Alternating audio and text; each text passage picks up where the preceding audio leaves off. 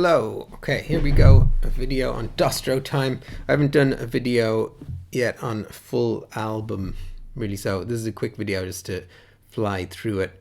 I haven't worked out much stuff, but just a few things, observations. It's not an album review. Should I do reviews? I don't know. But anyway, the Key Fumbler is a subscriber. He asked for a video on Dostrotime. So here it is. And I've listened to it. I was a big Squarepusher fan up until a point I would have been really into all his albums, all the early ones, especially Chaos AD, and then Budokan Mind Phone, Music is Rotted One Note, Feed Me Weird Things, of course, Burning an Entry. It's a really early collection, that one. And after that, go Plastic and Squarepusher, and then Ultra Visitor. Every one. Selection 16 I wasn't that into. I need to revisit though. But then there's a bunch of albums after Ultra Visitor that I kind of lost interest in. And this one I think is the first album. The Dostrotime, that's the first album since Ultra Visitor, I think, that he's back on form. The last year's album, when what's that one called? Can't remember, where he was making it all on the original equipment again, the same equipment as the early 90s, but that didn't really have much magic in it for me. So Dostrotime, a lot of guitar playing on it. The first track, just a nice guitar track. I remember in an interview, Squarepusher said that harmony is the biggest thing for him, harmony. And I thought that was really interesting, because I never consider harmony as the most important thing. But in this album, I think you can hear how and why it is. And also it kind of does make sense, because harmony is, when you hear Squarepusher, I've always thought he had his own style of harmony, which is super hard to achieve. His own, when he puts a chord progression together, it's not like, when I just go, oh, let me think of a chord progression, I'll go A minor, whatever, just pluck one of the many chord progressions that you've played. It's not like that. It doesn't sound like that. It sounds like different. He makes chord sequences his own, the way the notes that he chooses to add, and of course he knows everything there is to know about harmony. So in this first track, Arction 1, that is some lovely harmonies in there. The second track is N Bounce.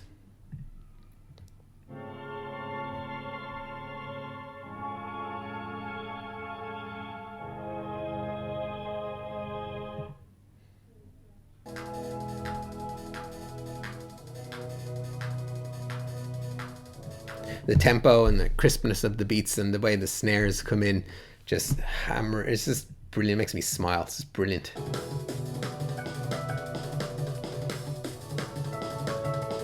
It's like production technique and joyful melodies. Just huge build up and then hammers it home. Puts in a killer guitar solo. It's just brilliant stuff. Brilliant. 6.5 minute long track. Then we have Wonderland.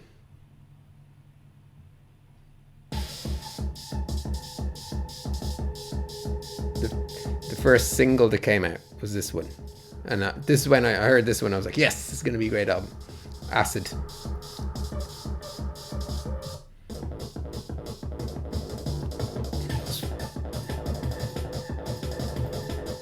Such a great tempo. Cooking. It's just so great. And it just kind of has that feeling like it's just going out of time and pulls back in, human. And the rhythms, they just play with your brain. And then the classic, a Squarepusher. Madness. And then Dune Array.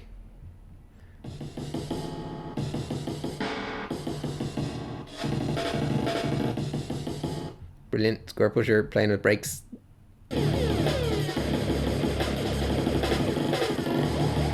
How long does it take him to make a track like this? I'd love to know. That's probably not my favorite track on the album. It's more kind of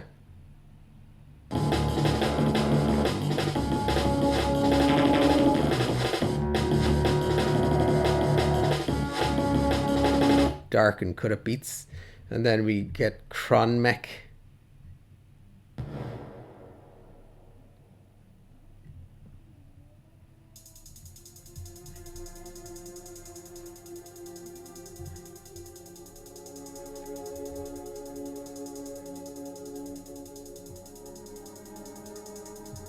And this one, a beautiful chord progression, and new, something we haven't heard before.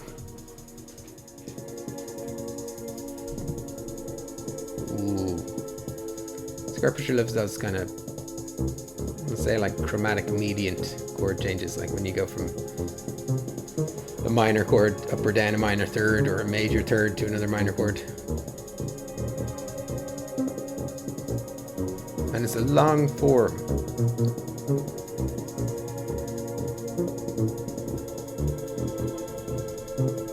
I love this one.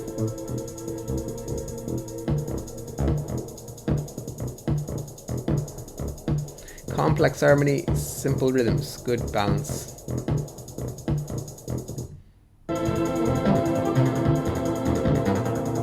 And then builds up into amazing acid melodies. That one's really, really amazing. And then we have Arcdeon 2, which this one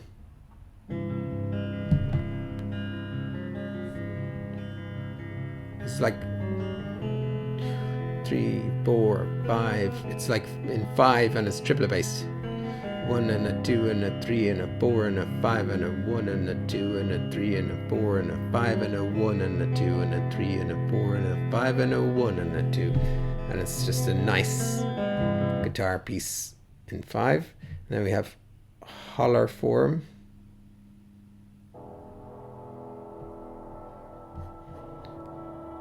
Dark but uplifting,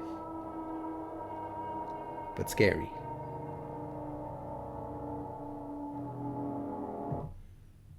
That's what Squarepusher does. But it's beautiful. And now there's guitars.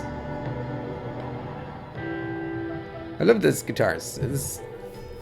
I never heard a guitar very often when I was, in the 90s listening to Reflex and Warp. Never a guitar.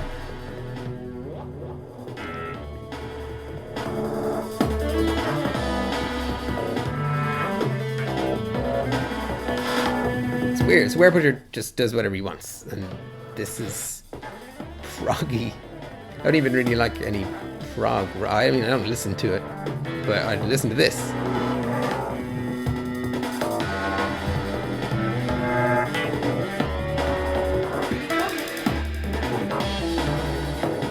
Nobody does mixing, virtuosic instrumental playing, and virtuosic studio production in electronic music like Squarepusher does, in my opinion. Okay, and then we have Acronen. I have to go through these last ones pretty quick. Still only nearly halfway through. More studio wizardry. This one has kind of some crazy sound design. Down tempo. No doubt double timing soon.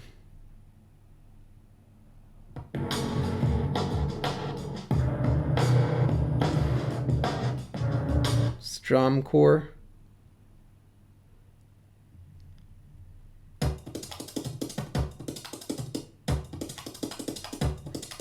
Oh, love this one. This is a great beat.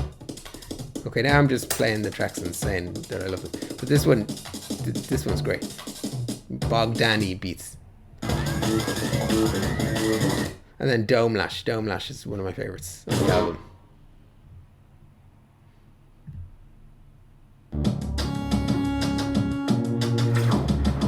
dark and sick groove and amazing harmonies.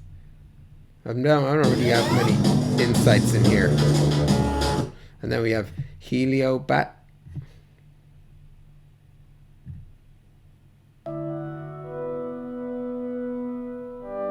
Oh yeah, this one. Organy, beautiful. It's really nice harmonies again. Squarepusher. That's the Square. Yeah, it's got his own. That Squarepusher kind of flat 5. Sometimes you just dark and twisted and dissonant harmonies, but they still just pull your heartstrings. That's what he does the best. And then we go back to an Arcteon 3, last track on the album. More guitar stuff. Altered tunings.